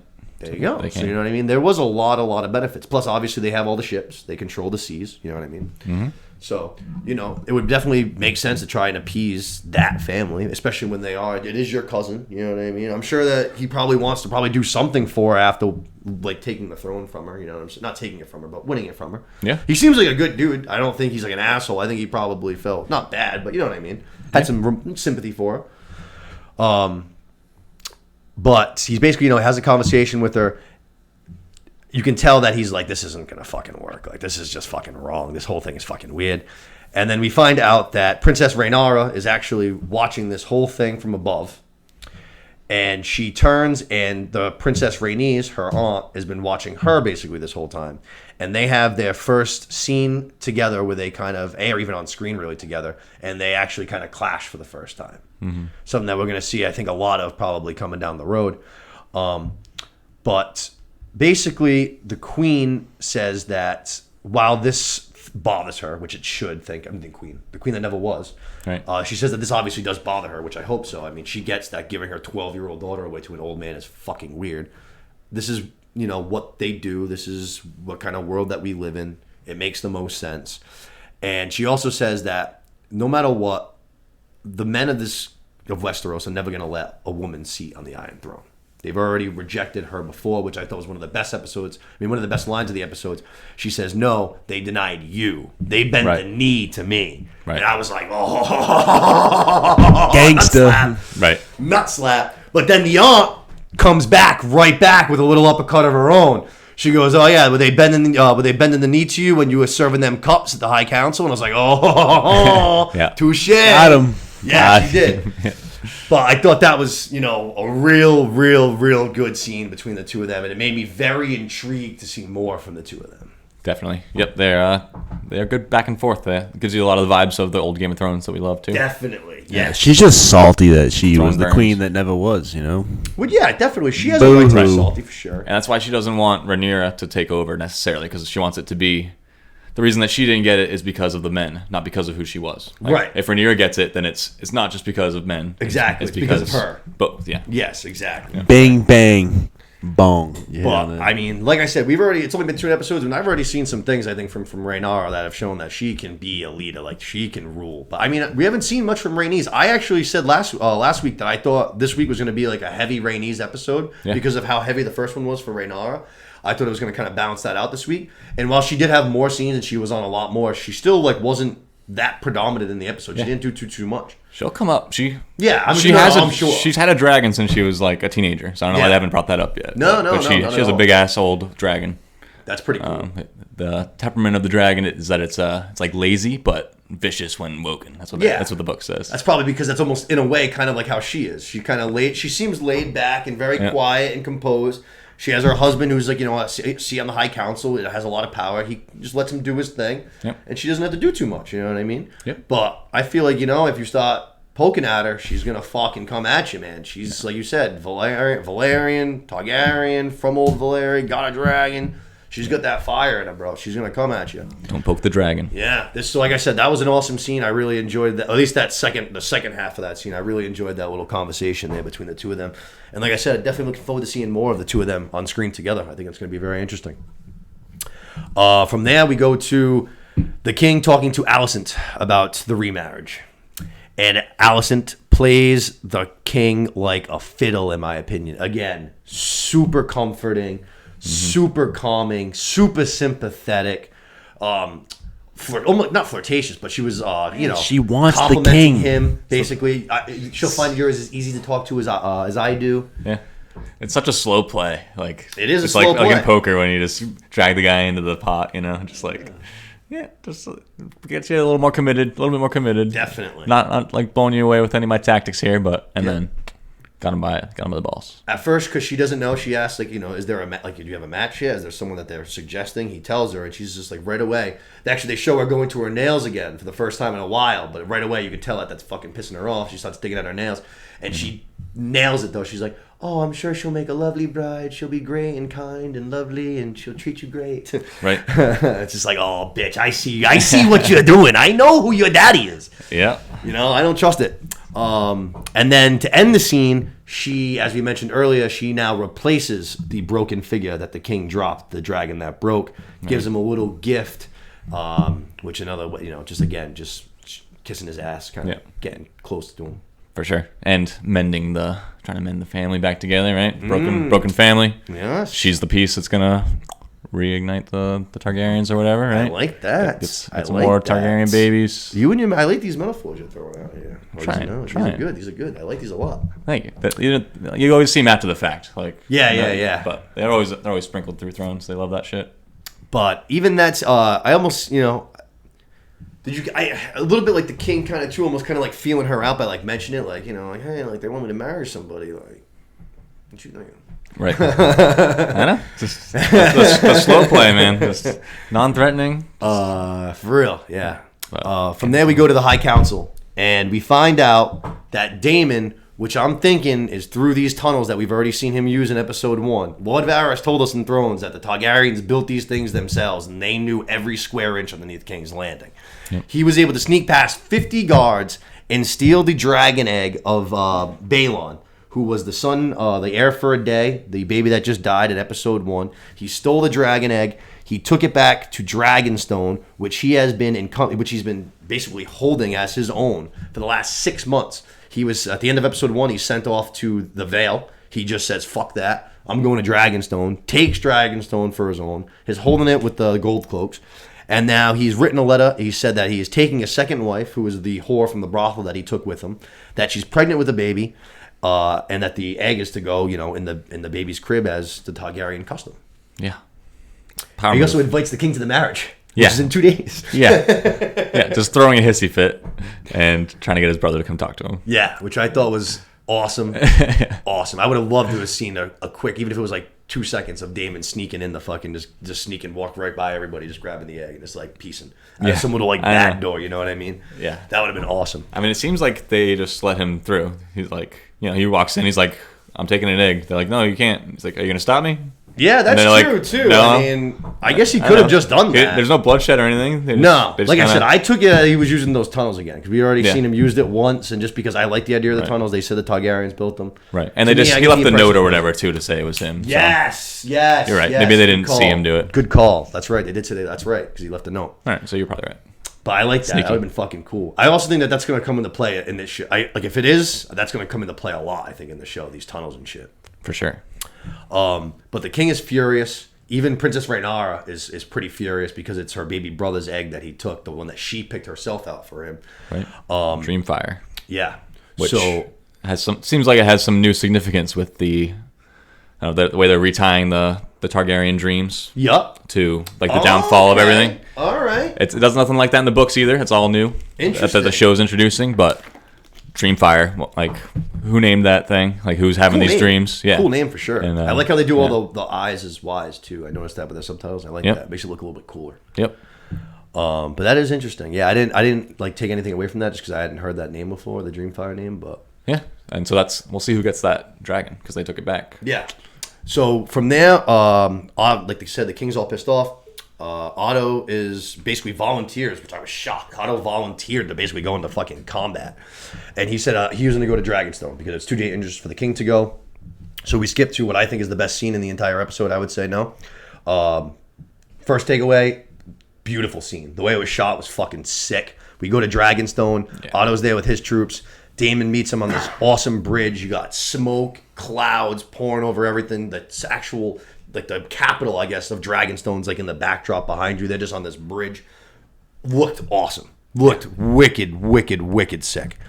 And Damon is just treating this egg like it's a fucking baseball, like a kid in a glove, just tossing this thing around, just like, hey, what's going on, guys? He meets him there with his bride and a whole bunch of gold cloaks. They have a little standoff. And basically, Otto tells him that if you don't hand over the egg and basically head out of here and like head home, you are declaring war on the throne. And Damon's like, sick. He goes, wonderful, I think is what he says, actually. He goes, wonderful. Yeah. Which I was like, that's interesting. I didn't think you were going to go that far with it, but... It's like he just thinks he's immune to any getting in trouble. True, yeah. I think he just wants... I think like you said, actually. I think he wants to talk to his brother. Yeah.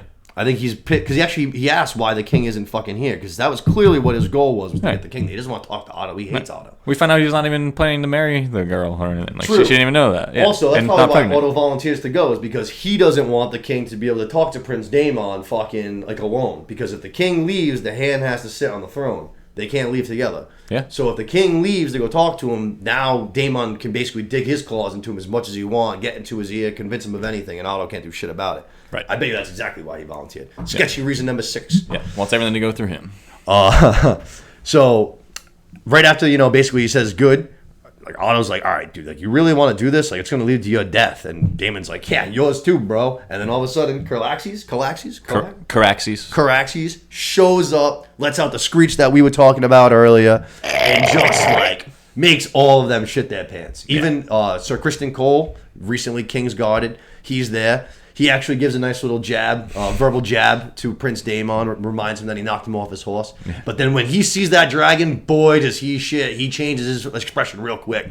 He's a little cocky at first, and then he sees that dragon, he's like, fuck me. Yeah. This is not good.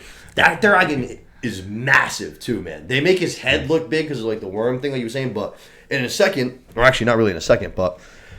Actually, yeah, the princess is going to show up on her dragon, and they show the dragon to dragon, and his is just like almost twice the size of hers. Yeah. Hers is a little more built for speed. Whew! Dude, Damon's dragon's got an attitude just like he does. Yeah, he really does.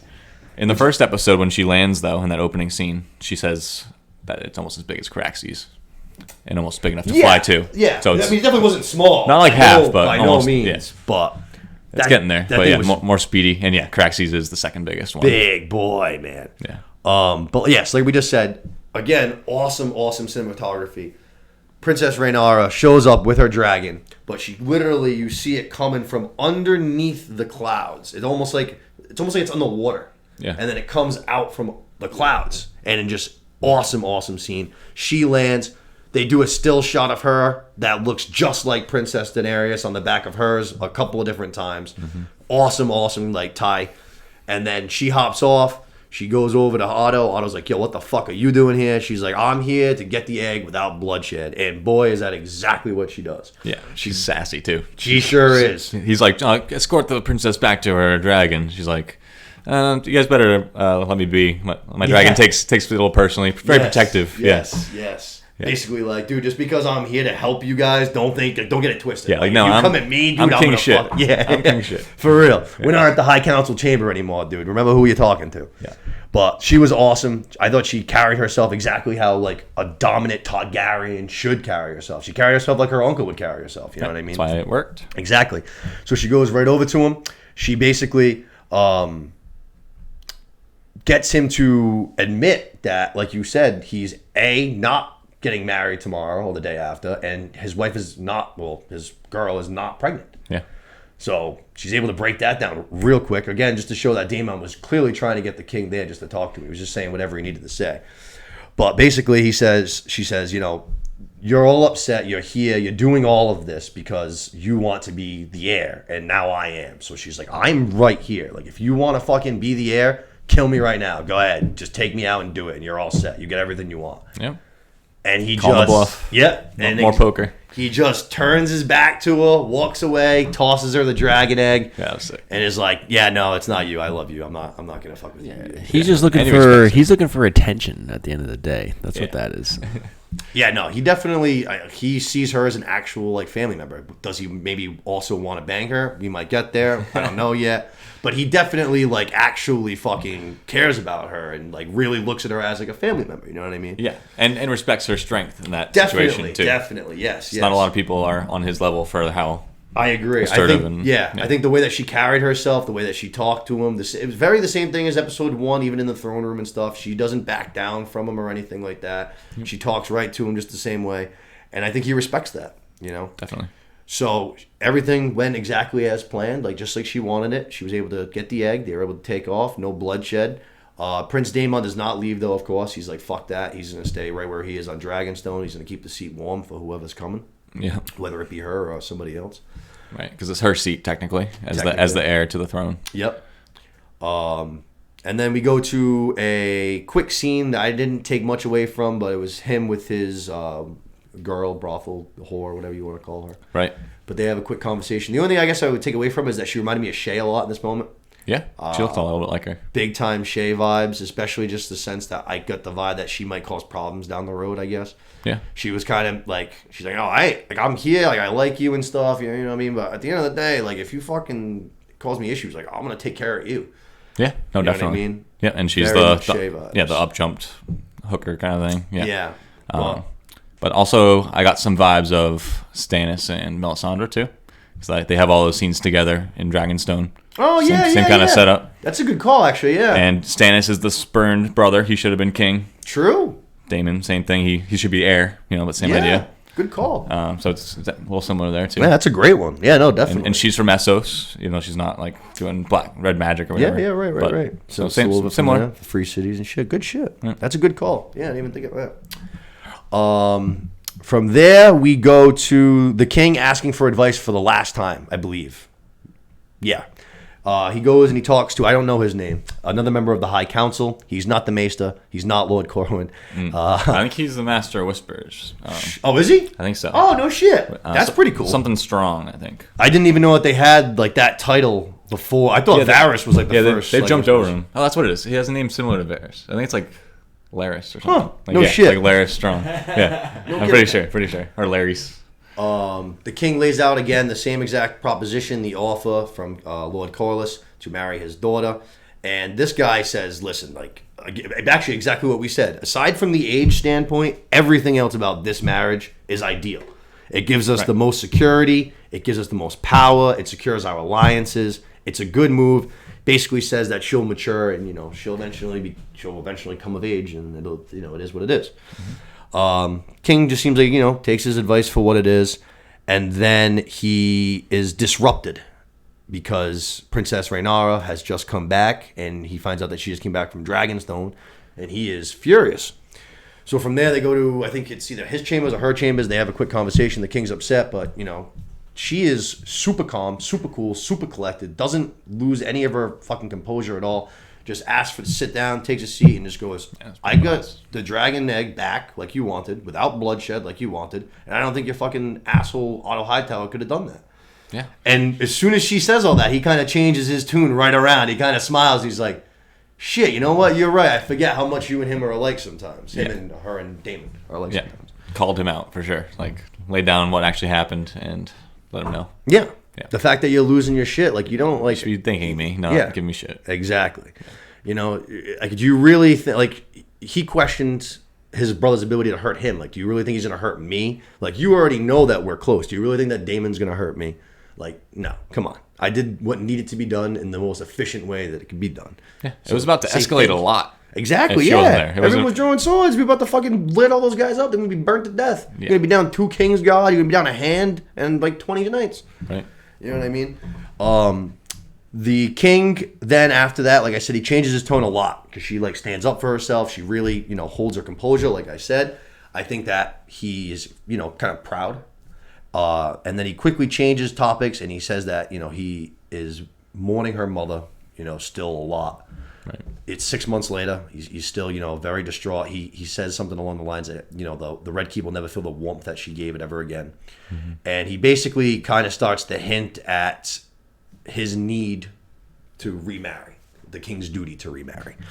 And she says, just like my mother would have understood, I understand. Which I was like, wow. I was like, that is very fucking noble of you again. Like, again, I feel like you're showing exactly why you should be the heir. Yeah, she gets it.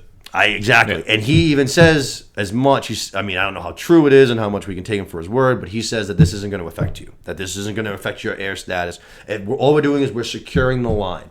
He said, with just me and you, we're vulnerable. If something happens to one of us, we're fucked. We need to secure this line and make it stronger. The only way to do that is through marriage and to have more kids.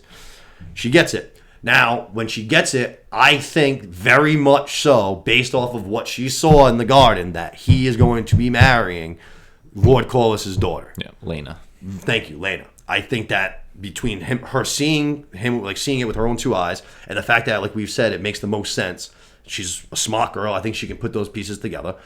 I think that she assumes that that's who it's going to be. Definitely what she's thinking. Right. Up until the last second. Yes. Yeah. So then we go to the second to last scene of the show. We are in the High Council again.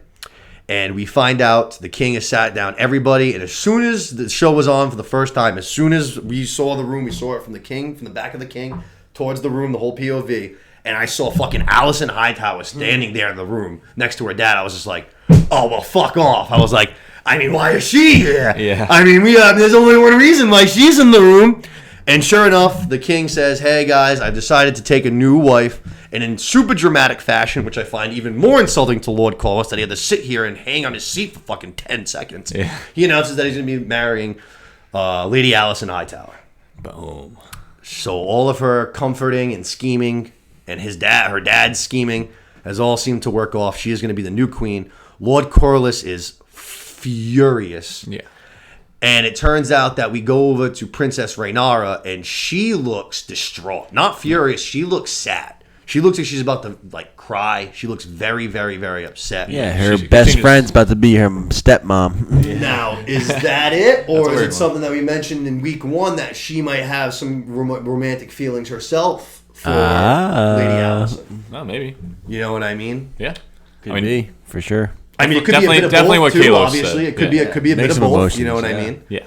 I'm sure it just feels like a slap to the face as well, when you hear the news like that. Oh, yeah, definitely. Especially like we just said, I think she was very much assuming one thing. Nick, and then this just got dropped on her. It'd be like me dating your mother. Hey. She's watching right now, Shout out Patty Sauce. The GOAT.